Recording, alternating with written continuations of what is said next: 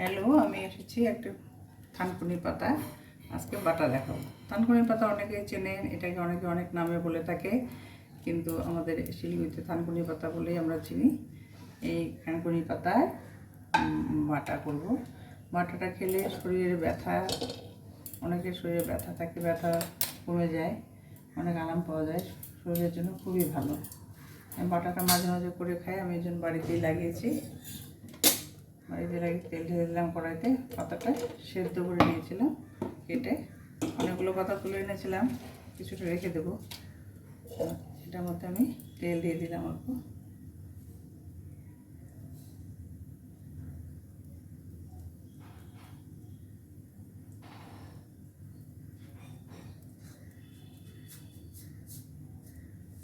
কালো জিরা দিয়ে দেবো।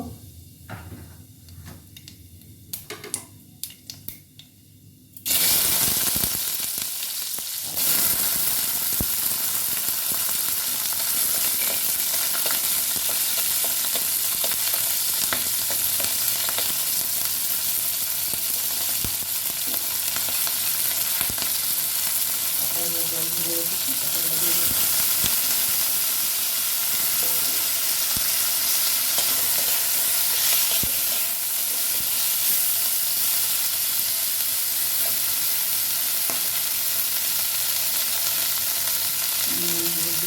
পরিমাণ মতো আপনাদের যতটুকু বানাবেন সেই হিসাবে হলুদ, লবণ, লঙ্কা, ঝাল বেশি খেলে ঝাল বেশি দেবেন, কম খেলে কম দেবেন। এটা আমরা এখন ভাজা করে নেব।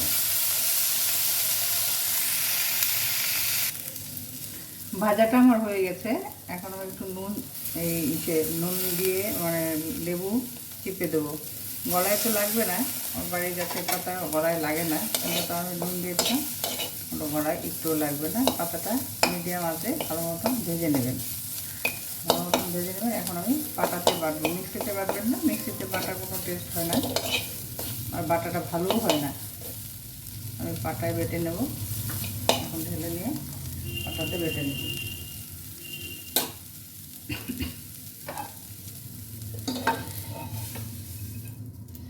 যে বাটাটা আমার সুন্দর হয়ে গেছে, মিডিয়াম আছে, নেড়ে একটু ভাজবেন। এবার আমি পাটাতে বেটে নেব, খেতে খুব মজা দেয় গরম ভাতের সঙ্গে, খুব ভালো। বাটাটা আমার হয়ে গেছে, আমি পাটাতে বেটে নিলাম, বেটে নেওয়া হয়ে গেল আমার। যারা বয়স কম তারা তো অনেকেই বাটাটা খেতে জানেও না, দেখে বানিয়ে খাবেন। লাইক, শেয়ার, সাবস্ক্রাইব করবেন।